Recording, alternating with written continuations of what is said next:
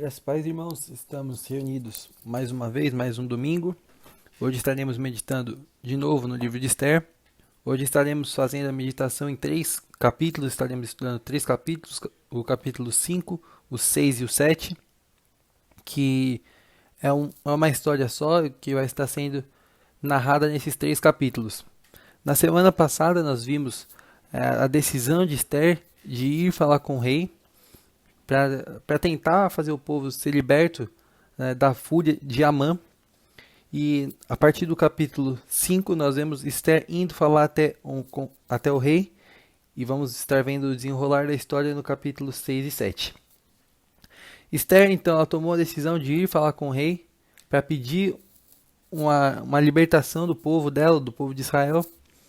E Esther vai falar com o rei e o rei autoriza Esther se pronunciar não, porque existia a possibilidade de Esther ser morta só de entrar na presença do rei, mas o rei autoriza a presença de Esther ali naquele lugar.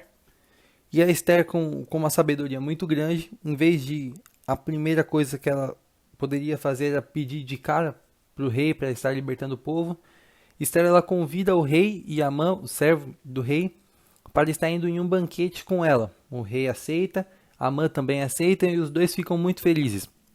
E aqui o primeiro ponto que eu quero estar dando destaque é sobre essa alegria de Amã. Amã estava muito feliz porque ele estava vendo as coisas, os planos dele darem certo. O plano dele de enforcar Mardoqueu, o povo dele de destruir todo o povo de Mardoqueu, todo o povo judeu. E agora mais uma coisa, a rainha chamando ele para um banquete. Todos os planos dele estavam dando certo. E aqui nós vemos, nesse capítulo, no comecinho, a alegria de Amã. E aqui o que eu quero destacar é que a alegria de Amã era baseada em pecado. A alegria de Amã era baseada numa vida totalmente de coisas erradas, totalmente de pecados. E aqui uma atitude, um ato que podemos destacar sobre Amã é essa morte de Mardoqueu, que estava gerando muita alegria em Amã. Então toda a alegria, toda a felicidade de Amã era baseada no pecado. Só que nós vamos ver até o fim da história que essa alegria do Amã vai durar pouco tempo. Mais pra frente nós vamos estar vendo que o mundo de Amã vai acabar virando de cabeça para baixo. E o que eu quero dizer aqui é que a alegria do pecado dura pouco tempo. A alegria do pecado foi a de Amã e ela durou pouco tempo. Amã ficou muito contente ali naquele momento, no momento que as coisas pareciam que estavam dando certo, mas a alegria dele durou pouco tempo. Porque nós não fomos feitos para esse mundo. As alegrias desse mundo não são feitas para nós. A alegria do mundo dura pouco tempo, mas a alegria do Pai é eterna. Então o que eu quero estar dizendo aqui é para nós não nos apegarmos com as coisas daqui. Tem uma música que eu lembrei agora que diz: eu não vou me apegar com as coisas daqui, o meu lar é no céu. Então o que eu quero estar pedindo para os irmãos, o que eu quero estar trazendo através dessa palavra, nesse primeiro ponto, é para nós não estarmos nos atentando, buscando as alegrias do mundo, a alegria pecaminosa, porque a alegria do pecado dura pouco tempo. E aí, dando continuidade à história, outro ponto que eu quero destacar é que mais para frente, nesse banquete, nós vamos ver que o rei acaba libertando Esther, libertando todo o povo de Israel, todo o povo judeu. Mardoqueu, que era para estar sendo condenado à morte numa forca, ele vai acabar sendo honrado. E a forca que era para Mardoqueu vai acabar sendo para Amã, que ele vai acabar sendo enforcado ali naquela forca. O que eu quero destacar aqui é que nós vemos o poder de Deus agindo muito grande e o povo de Israel foi liberto. E aqui nós vemos a fé muito grande de Esther, a fé muito grande do povo. E aí eu quero estar pensando com os irmãos, em alguns momentos de dor, em alguns momentos que nós precisamos de cura, precisamos de milagres evidentes, nós pedimos para Deus para Ele estar fazendo os milagres. E muitas vezes Ele faz, porque Ele é um Deus de milagres. Então nós temos uma facilidade maior para acreditar no milagre de cura.